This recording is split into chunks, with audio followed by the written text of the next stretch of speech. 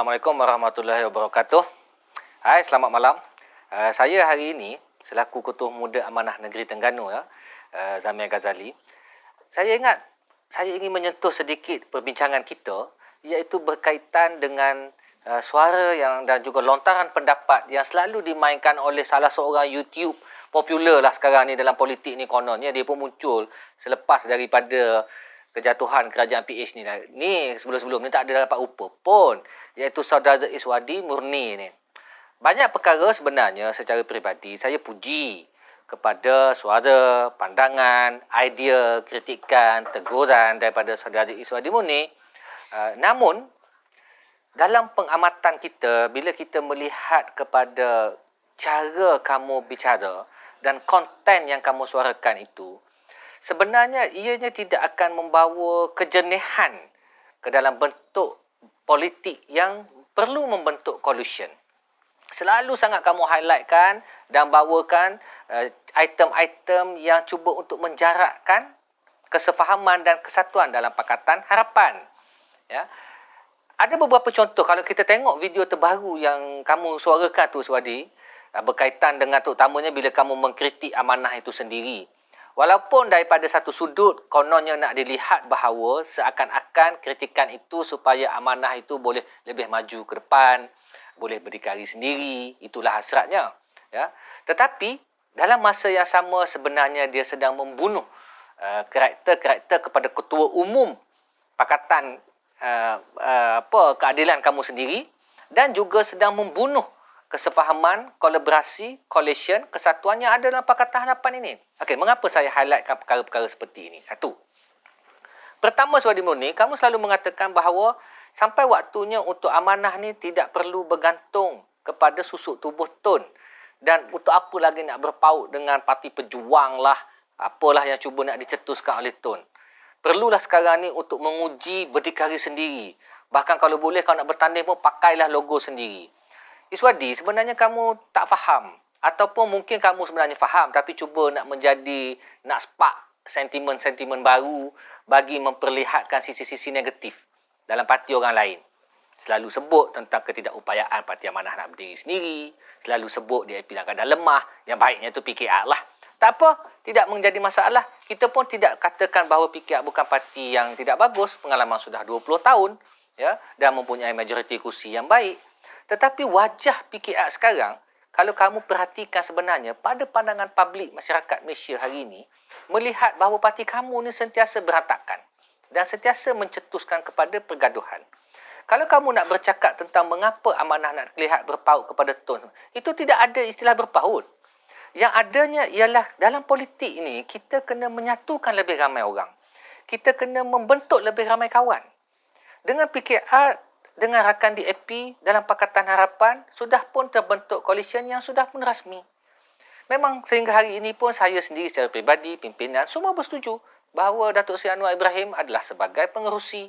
Kita buat kerjasama kita dalam Pakatan Harapan. Namun, jikalau ada parti lain ataupun movement lain yang ingin bersama dengan kita, yang masih lagi ingin bersama dengan kita untuk menentang Perikatan Nasional pula yang ada sekarang. Kalau dulunya Barisan Nasional saja, kemudiannya Mari Muafakat Nasional, dan sekarang Perikatan Nasional.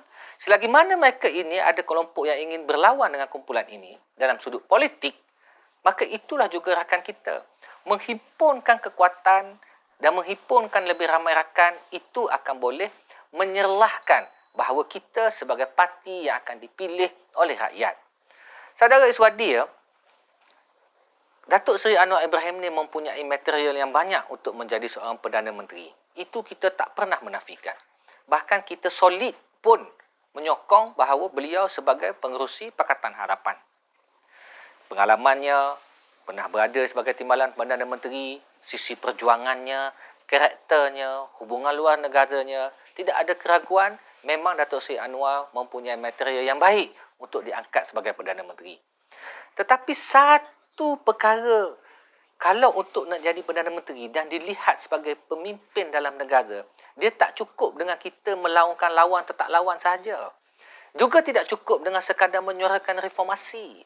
Juga tidak cukup dengan sekadar untuk menunjukkan bahawa kamu seorang yang nekat dan akan sentiasa untuk berdepan dengan apa jua cabaran. Dia tak boleh dilihat dalam konteks seperti itu. Dia perlu dilihat sebagai orang yang boleh menyatukan orang. Orang yang boleh mendamaikan orang.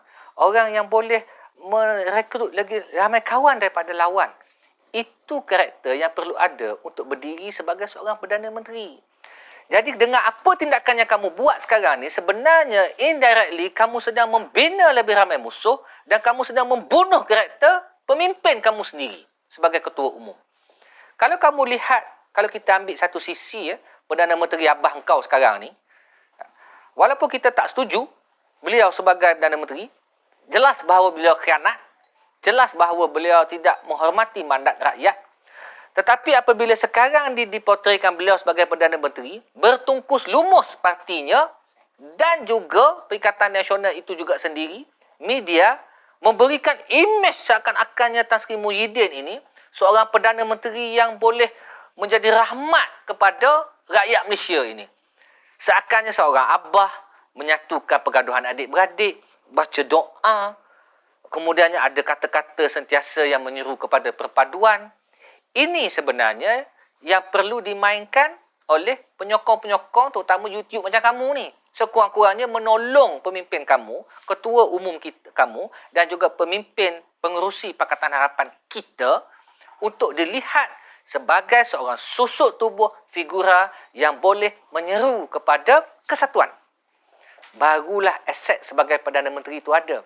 Yang sekarang ni berlaku ialah melihat dua negarawan berlawan. Seorang beginilah, yang seorang lagi pun nampak keras macam inilah. Jadi ini tidak akan menjadi satu aset yang boleh membawa pengerusi Pakatan Harapan kita ke arah menjadi seorang Perdana Menteri. Ini adalah tanggungjawab kamu, Iswadi, sepatutnya dimainkan oleh kerana kamu fan ramai dalam YouTube, penonton pun ramai. Ya. Mainkan peranan untuk menjernihkan dan mainkan peranan untuk mempotretkan sisi penyatuan yang perlu ada kepada pengerusi Pakatan Harapan sekarang. Itu pertama, supaya kita dilihat sebagai satu koalisi yang boleh rakyat menyandarkan harapan kembali. Sisi yang kedua ialah soal cabar-mencabar parti nak bertanding sebagaimana pilihan raya nak ada di Sabah nanti, mengapa Amanah tak tanding dengan logo sendiri, mengapa tak pakai logo warisan, kamu pula fikir nak bertanding atas logo sendiri. Dia beginilah, Iswadi. Kita dalam politik ini, kita guna strategi-strategi yang betul untuk kita boleh meraih kemenangan. Bukan nak menguji teori-teori kamu tu saja, tidak. Ya. Kalau di sana itu kemenangannya itu boleh dibawa melalui logo warisan. Dan kita percaya ada kekuatan lokaliti seperti itu. Apa masalahnya kalau digunakan? Tidak ada masalah. Iswadi, kamu kena ingat ya. Pimpinan-pimpinan Amanah sekarang yang kamu duk bantai dalam banyak siri kamu tu, ya, nak tunjukkan seolah-olah cenderung pada tone, nak larilah daripada keterikatan dengan PKR dan sebagainya, saban waktu yang kamu duk cakap selalu itu, kamu kena hati-hati dan ingat balik, Iswadi. Ketika mana mereka ini berada di dalam PAS dahulu, mereka inilah yang defend ketua umum kamu. Sehingga kami ni dalam Amanah ini digelar Anwar Inas. Tercampak keluar kerana imej itu. Dicampak keluar kerana jebonnya, baruanya. Ya? Dan kerana tidak bersetuju dengan apa yang dibawa oleh PAS dahulu. Banyaknya kami ini menyokong pimpinan kamu dan menyokong PKI ini. Di mana sedikit rasa terima kasih kamu dalam soal ini bila nak bercakap. Yang ketiganya, kena ingat juga, PKI juga pernah berada dalam keadaan yang sangat genting. Pada tahun 2003, apabila pilihan raya diadakan, UMNO Barisan Nasional menang besar di bawah Datuk Seri Abdullah Ahmad Badawi, PKI tinggal satu kursi di Perkhidmatan PAU. Terpaksa dibina balik kekuatan itu, betul melalui dalaman PKI sendiri, tapi juga disokong oleh PAS pada waktu itu yang dimainkan banyaknya peranan oleh pemimpin-pemimpin Amanah yang berada dalam PAS pada waktu itu. Kamu kena bercakap dengan nada yang berterima kasih. Jangan kerana kamu rasa sekarang ni kononnya ada ahli sampai 1 juta lebih, ada kehebatan sampai ke banyak kawasan, ya, maka kamu pun lupa kepada jasa rakan-rakan yang pernah duduk untuk berjuang bersama dengan kamu, mengangkat kamu di kedudukan sebagai parti yang agak besar hari ini. Hari ini, pada kami dalam amanah, DAP, ya, warisan, kita melihat bahawa Tun adalah susuk yang sedang melawan kepada Perikatan Nasional. Kalau Tun berhasrat untuk menjadi Perdana Menteri dan kiranya nak membunuh kerjaya Anwar Ibrahim secara total, langkah yang paling mudah untuk beliau buat ialah dia masuk saja dalam Perikatan Nasional tu. Sah-sah menjadi Perdana Menteri, sah-sahlah memang sampai ke sudah. Ya, pengurusi Pakatan Harapan kita, Datuk Seri Anwar Ibrahim tak akan jadi Perdana Menteri. Tapi beliau tidak buat begitu. Beliau masih bersama kita, partinya khianat dan lari. Sehingga tinggal 6 orang ahli MP yang masih jadi kekal mempertahankan prinsip dan berjuang di sisi kita. Apa masalahnya kalau kita garapkan dan kita hulurkan tangan untuk sama-sama bekerja bersama bagi menumbangkan Perikatan Nasional ini? Bahkan kamu kena ingat, Aswadi, pengerusi PH kita pun, Datuk Seri Anwar, selalu menyebut bahawa kekuatan yang ada pada PH sekarang ni ada 109 nombor, 109 MP. Itu meliputi kepada kursi-kursi daripada MP-MP yang ada dalam pejuang itu sendiri.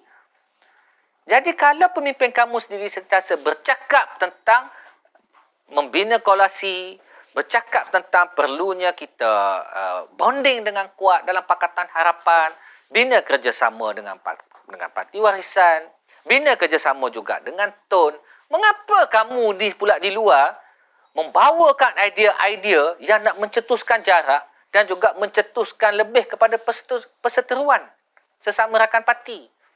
Saya ingat, Iswadi, kalau kamu sendiri pun dah mention yang kamu bukan ada jawatan apa-apa dalam parti, kalau nak berfungsi kepada, nak memainkan peranan menyumbang idea dan kritikan, biarlah idea dan kritikan itu mempunyai objektif ke arah kesatuan. Dengan itu baru rakyat yakin. Baru kamu akan dilihat sebagai, orang panggil, menyusun satu naratif yang boleh memberikan kekuatan kepada Pakatan Harapan dan juga pada pengerusi Pakatan Harapan untuk dilihat sesuai menjadi Perdana Menteri nanti. Jadi saya harap, Iswadi, dengan saya buat video ini untuk menjawab sedikit sebanyaklah. Kadang kamu saya tengok dalam banyak dah. Sebenarnya saya selalu ikut juga kamu punya YouTube video kamu ni, walaupun taklah kerap sangat. Tapi bila akhir-akhir ni kamu kerap sangat bercakap tentang amanah dalam konteks seakan-akan nak melorongkan satu persepsi bahawasanya amanah sedang bergolak, bahawasanya amanah sedang menjarakkan diri, nak menyokong Tun, tak nak menyokong PKR. Ini saya kira satu wacana-wacana perbualan yang tak membawa manfaat apa-apa pun. Moga kamu insaf, moga kamu lihatlah sudut yang lebih baik dan bercakap kepada pemurnian perhubungan kekuatan antara Pakatan Harapan ini. Okey, sampai di situ saja dulu. Lain-lain kali kita akan berjumpa lagi untuk kita lihat dan kita kupas serta kita kongsi apa juga isu politik yang berlaku dalam tanah air kita. Sekian, terima kasih. Iswadi, semoga kamu menjadi YouTube yang lebih baik di kemudian hari nanti. InsyaAllah.